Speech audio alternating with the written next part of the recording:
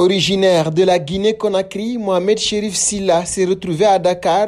Il tend la main. Après une grande déception dans son pays d'origine, membre d'une association de handicapés qui bénéficiait d'une aide internationale, Mohamed Cherif a fait sa valise direction le pays de la Teranga, car selon lui, les autorités de la Guinée-Conakry ont décidé de paralyser leur mouvement. Le bâtiment qui servait de regroupement et de distribution de dons est confisqué par les autorités, dit-il. Cultivateur de profession, Mohamed Silla a fait donc ses valises pour le Sénégal. À Dakar, il a essayé de vendre des mouchoirs et autres articles au niveau de Feu Rouge. La générosité des Sénégalais face à son handicapé physique qui faisait ce commerce finit par le pousser à quitter le métier. Actuellement, Mohamed Silla passe sa journée sur la route pour nourrir sa femme et son enfant. Il nous raconte son histoire. Bon, là-bas, c'est un peu appréciable quand même. Parce que lorsque j'étais en Guinée, dans mon pays natal, je travaillais dans l'Agfris. L'Agfris est une association des personnes handicapées. Mais malgré notre situation, parce que le gouvernement ne peut pas connaître tout, est-ce que vous voyez? Donc, nous travaillons dans une centre. À peu près plus de 150 à 200 personnes pour les personnes handicapées. Est-ce que vous avez vu?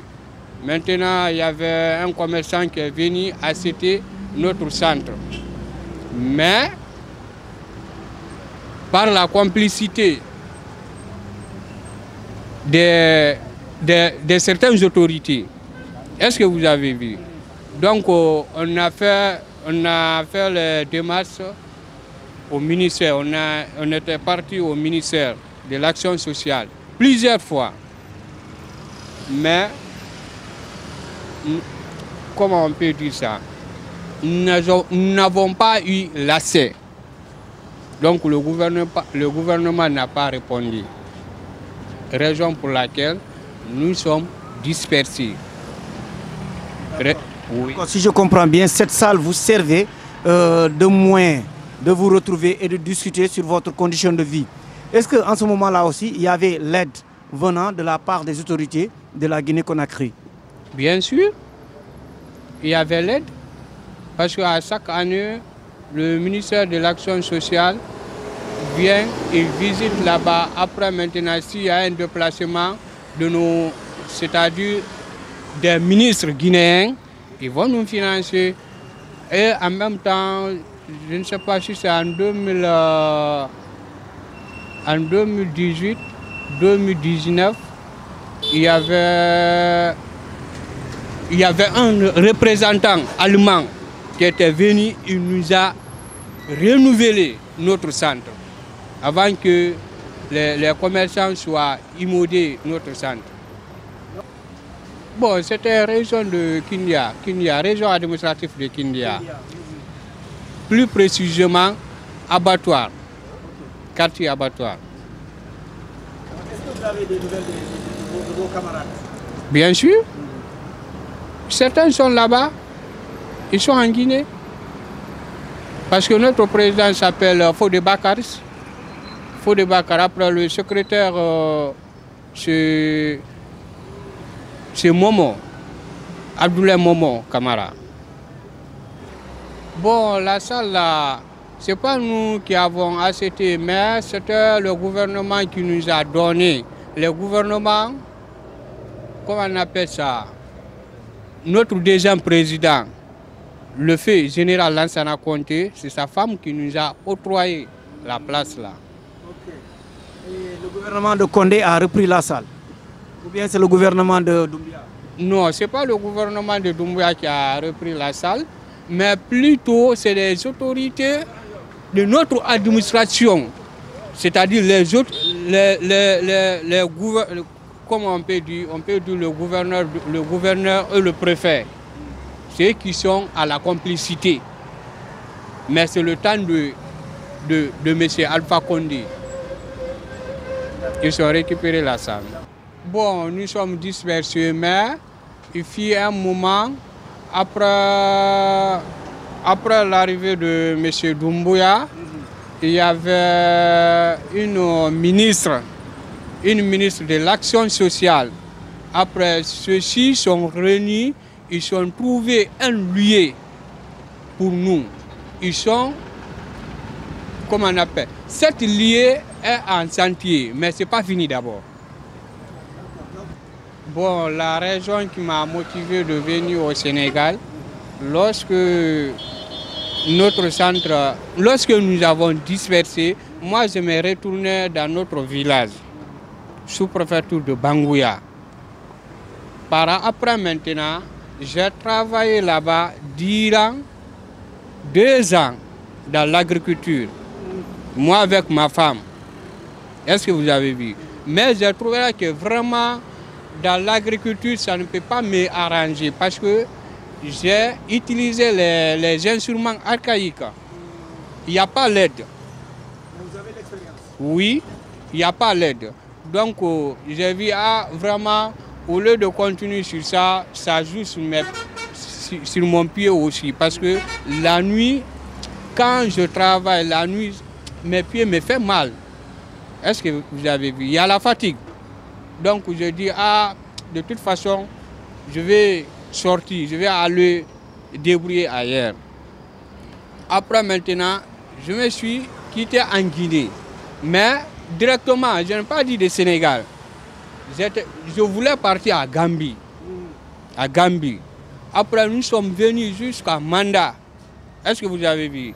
Il y a un locataire, lui, c'est mon oncle. Lui, il m'a sensibilisé. Tu n'as pas assez d'argent. Au lieu d'aller à Gambie, mais tu as une famille à Sénégal ici, il faut te débrouiller ici. Il faut aller voir ta famille. Quand tu restes là-bas, 1 mois, 2 mois, tu regardes. Si ça ne va pas, après tu vas continuer. Raison pour laquelle je suis venu au Sénégal. Et tu es venu ici avec ta femme ou bien tu as laissé la famille derrière toi?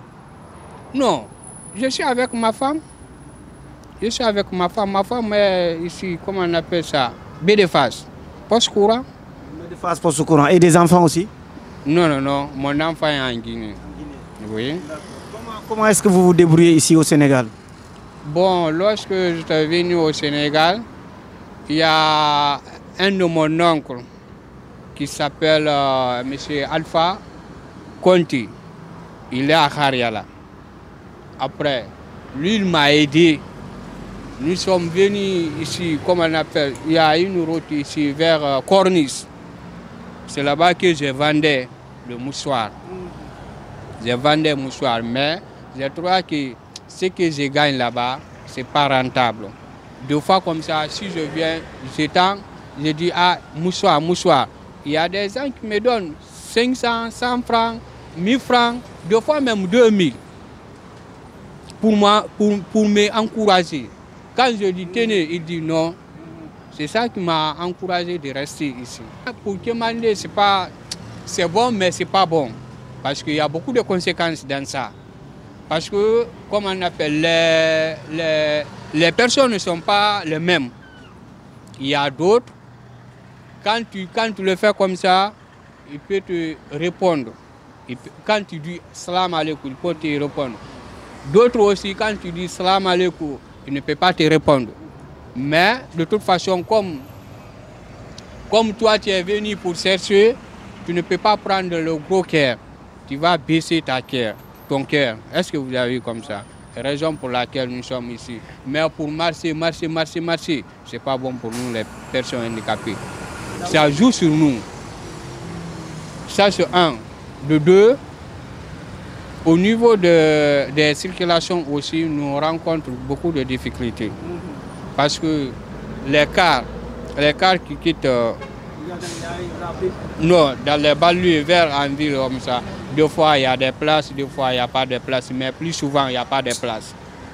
Parce que là où tu es logé, s'il n'y a pas de garage, donc tu es obligé d'arrêter. Mais quand même, il y a des bonnes volontés aussi dans les cars. Quand eux voient des personnes handicapées, ils peuvent dire, mon frère, viens t'asseoir ici. Ils se lèvent. Bon, nous les étrangers, quand même, on ne peut pas dire tout va bien, mais alhamdulillah. Parce que l'Afrique, la vie des Africains aujourd'hui, c'est un cas général. Tu ne peux pas dire, ah, moi, de fait que moi, mon pays est dans les pays sous-développés, des autres pays aussi. La coopération entre les deux pays, c'est que ça nous donne la rentabilité. Et comment on peut dire ça? Entre les pays africains. Voilà, entre les pays africains, c'est-à-dire la coopération entre Sud-Sud. Est-ce que vous avez vu? Après le déplacement des présidents, comment on appelle, après leur déplacement, ils viennent aussi parler les conditions, comment les populations sont ici, comment ils se comportent, comment les étrangers sont. Donc ça aussi, ça nous donne la fierté. Parce que si quelqu'un a ici un problème, il est obligé d'aller à comment on appelle ça, à l'ambassade pour connaître. Raison pour laquelle, quand nous, les étrangers, on vient ici directement, ils nous obligent de prendre la carte du consulaire. Non, c'est un honneur. C'est un honneur pour nous de dire qu'on a eu un nouveau, parce que c'est pas à Conakry que je suis. À l'air là, c'est Sénégal que je suis. Donc si les Sénégalais ont eu un bon président, nous aussi on a eu un bon président. Si notre président se déplace pour venir assister, c'est un honneur pour nous. Non, moi je n'ai pas eu le soutien, comment on appelle ça, en personne. Moi je n'ai pas eu soutien avec les autorités ni les ambassades d'abord. Mais notre groupe, notre association, on a eu un soutien. Parce que, comment on appelle ça, au début, j'avais parlé ça, le renouvellement de notre centre. Donc là-bas, on a eu un soutien par un investisseur allemand. On avait eu là-bas un soutien. Bon, ce que je veux dire avec les présidents africains, nous les personnes handicapées, nous n'avons pas de mères ni de pères, seulement des gouvernements et des bonnes volontés qui peuvent venir à notre aide, c'est-à-dire qui peuvent venir au secours pour nous aider. Il y a certains handicapés qui sont étudiés jusqu'à 10e année, d'autres terminales. Au lieu de laisser les handicapés comme ça dans la rue, il fallait les recenser, inscrire ces handicapés pour la formation professionnelle, c'est-à-dire éco-professionnelle, que ce soit la santé, que ce soit l'ENI, et tant d'autres. Mais si vous voyez que les handicapés ne sont pas soutenus, ils sont dans la rue, vraiment, c'est pas bon. Mais ce que je veux vous dire, Sénégal, j'ai remarqué ici, les handicapés du Sénégal, ils sont aides. Parce que je me suis causé avec une personne. Il dit à chaque 3 mois, ils ont la carte. Donc il peut aller prendre une somme. Ça peut être 30 000, 35 000 jusqu'à 50 000.